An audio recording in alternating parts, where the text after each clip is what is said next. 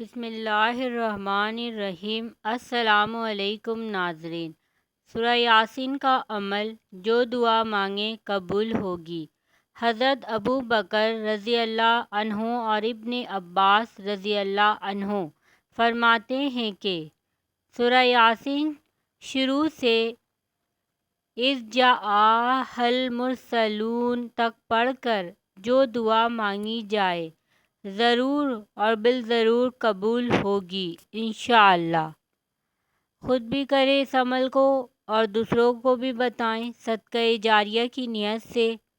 اس video کو زیادہ سے زیادہ شیئر کریں تاکہ آنے والی اس طرح کی انفارمیٹیو ویڈیو آپ لوگوں کو ملتی رہیں۔